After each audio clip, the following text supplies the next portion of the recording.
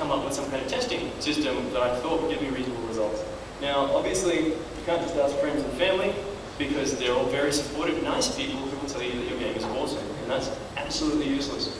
So, what I found works best is criticize the crap out of other people's stuff, and they will criticize yours. It works surprisingly well, and you can foster like a constructive, creative criticism kind of environment and community. Like if you find private developer forums where people are sharing builds and things like that, stuff can work really well. And basically, the better your criticism is, the better criticism you're going to get. So invest some time in it. I highly recommend just having a pad of paper next to your keyboard, and every time anything occurs to you, like I couldn't find the start button or whatever, just write it down. Because these tiny little things are the things that the developer's going to miss, and it's things that are going to help them a lot. And it's things that you're going to forget about if you play for 3 hours and then try and write them an email. So yeah, that helps a lot. So I'm hoping that worked because I stuck with the first prototype. Everyone said they liked it.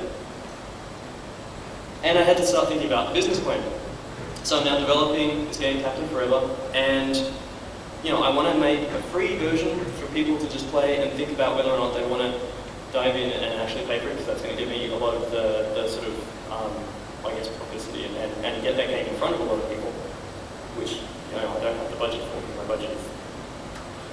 And so I want to do that, but I also want to expand into a much larger game, and I want to do that by having a game saleable kind of soonish, but I still want to have something I could potentially work on for years. So I basically just went to my blog and started writing stuff about it and using the comments, just talking to players about what they thought about the various business models, which worked out really quite well because I learned very quickly that people don't like buying something that's going to change from under them. So instead of creating one game and constantly growing it, I create a series of games, which is great as well because it means I don't have to grow something linearly. So I can explore the design space by making a game, and then making a game that differs in this way, and then a game that differs in that way, and I can branch off this one over there, and I can just kind of screw around with different ideas, which is something I really wanted to do with the project anyway. And yet I keep the game small, which is good because that's still something I like. Another element to it was micropayments. If I'm making all these little games, people don't want to have to, shell out $2 for each one. They really want to just dump down money at the start and get stuff as a result. So I just went with that. I have a single payment, and once you make that, then you get whatever I've made so far and whatever I'm making in the future, basically, on this stuff. Unless there's like a side stream, but anyway. Read that. Don't bother writing down the URL because it's really long, just Google the stuff down the bottom. The really, really short version of that article is there are a small number of people who will play your game and want to give you money. Give them the opportunity to give you money. Simple business. That's not me. So day-to-day development as an indie, if you're curious about what it's like, that's the Farbs cave. It's pretty awesome. I don't have a commute, so I get to do a whole lot of work. I can take a luxurious bath and think about design problems whenever I feel like it. But you can't solve design problems while you're sleeping or playing other people's games. So, sadly. I get to listen to loud music and dance around or whatever the hell I want. So it's all been pretty awesome. Financially, things are actually working out okay as well. We just discovered that, and I'm sure this is true for a lot of people, if you have income, then your expenditure just kind of creeps up until it reaches your income. So there's a lot of fat you can cut if you just pay a bit of attention to your budget. My partner and I both take $100 a week and call that discretionary fun money and do whatever we like with it. It's enough, but it's only just enough, so there's no fat to cut there, sadly, and hopefully it'll be more soon. The other thing about that is, if you never leave the house, you have no opportunity to spend money, so you save a lot. So working from home is great from that perspective. Stress over finances is a thing that often destroys relationships, so talk about it. If you're doing crazy financial shit, be open about it.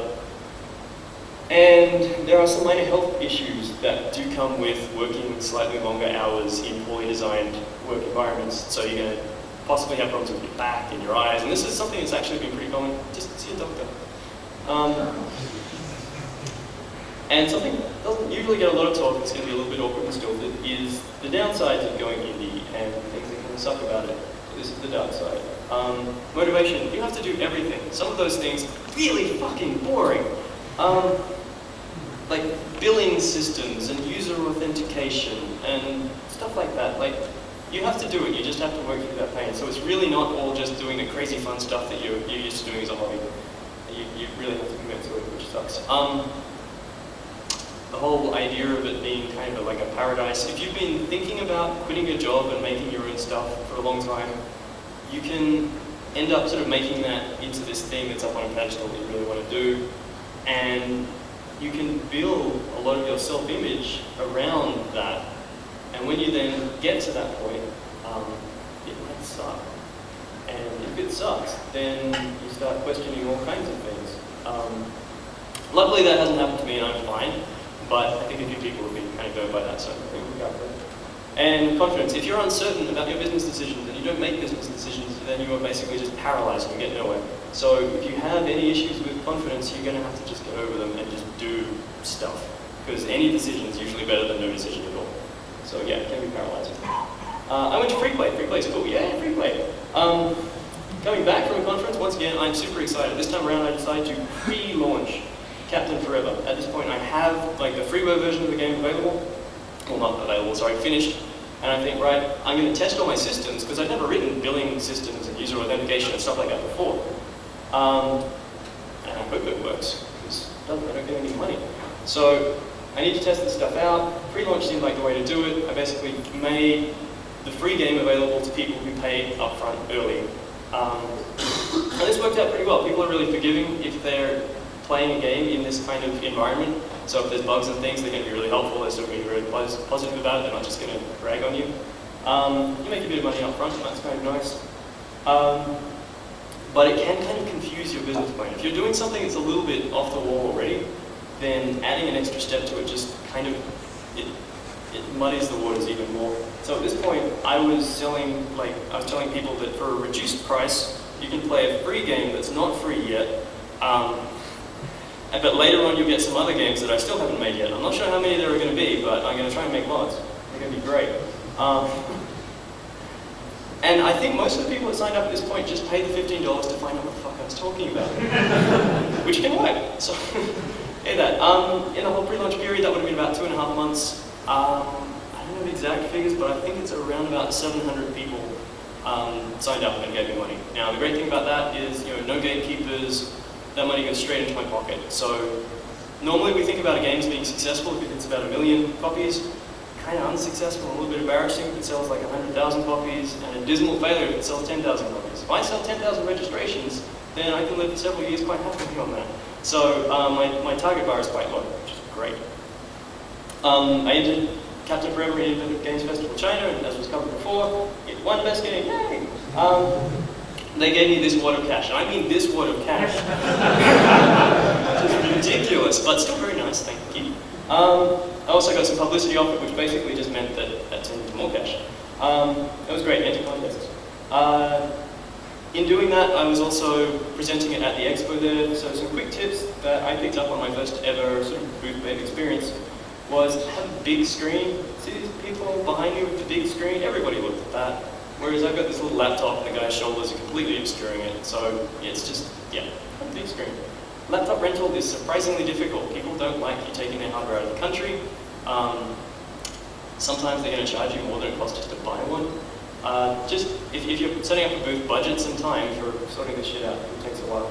Cheat commands, you're going to want to be able to instantly zip back to the start of the game. You're going to want to be able to instantly zip to the middle of the game, because demoing a game is very different to a normal user's first play experience. So just, put some thought into how you want to explain it and show it to people and build something around that. Similar part of that is rolling demo, which is if your booth is left unattended, somebody plays for a bit and they walk off, the game should identify that situation and reset itself back to the track screen, because nobody wants to sort of see a game that's running by itself, half finished. It just doesn't look good. It's not appealing, and it's not going to teach them how to play at the start, so it's just no good. Be at least 2 people, I'm 1 people, and that sucks. It's really tiring, it's hard work. Have some water. So being in a booth, you make a lot of business contacts, and they're all really exciting. Some of them, you get people from really big names kind of swaggering in, and they look at your game and they go, wow, that's fantastic. You know what? That would fit perfectly in our such and such program. Son, you're going to get that helicopter. And that's not my scar. And so that's super exciting, right? You just think, wow,